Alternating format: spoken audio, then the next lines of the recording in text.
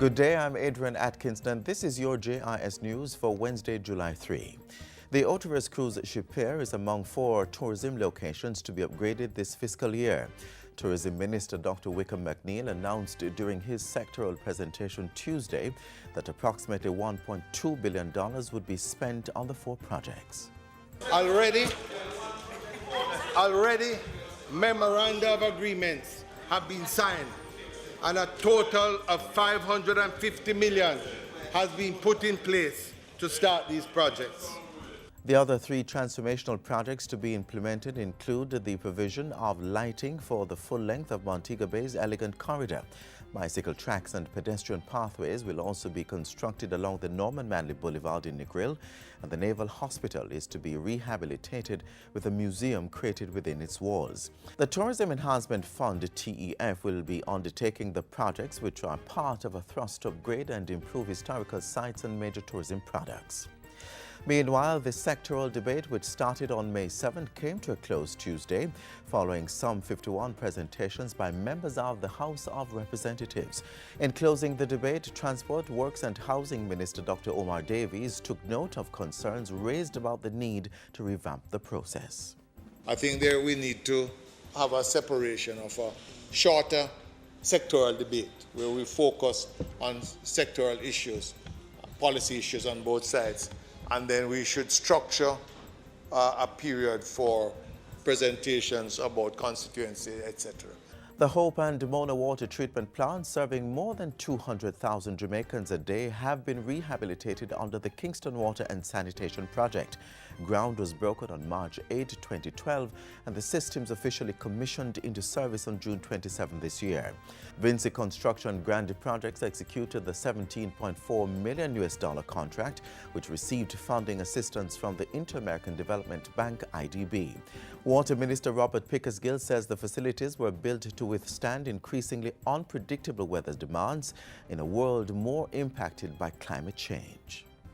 Small island developing states like Jamaica are exposed to even greater danger. Building and maintaining a robust water supply infrastructure network in projects like this one is therefore not only desirable, but necessary and urgent.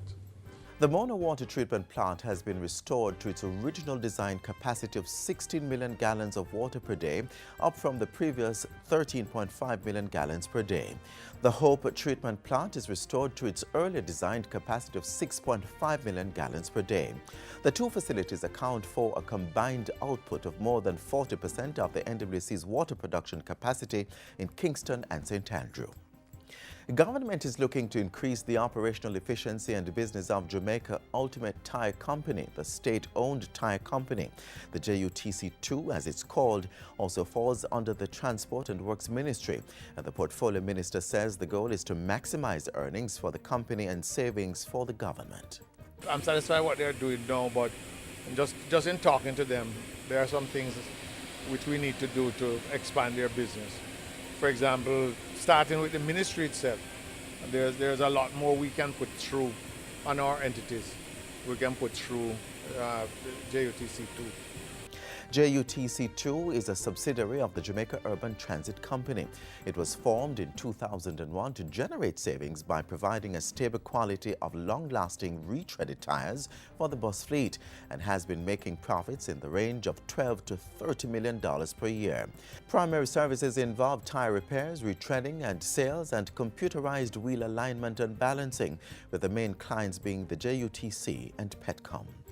And finally, the minister responsible for sport, Natalie Nita Headley, has welcomed the creation of the Bread's Treasure Beach Sports Park and Academy.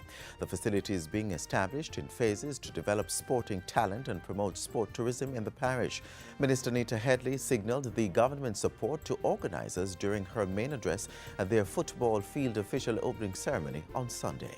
As Minister with responsibility for sport, you have my full assurance of my full support and the support of the government that we will continue to do our part in ensuring the success, as we are serious about growing the opportunities which can flow from a vibrant sport tourism sector. And that's it for JIS News today. I'm Adrian Atkinson. Thanks for watching.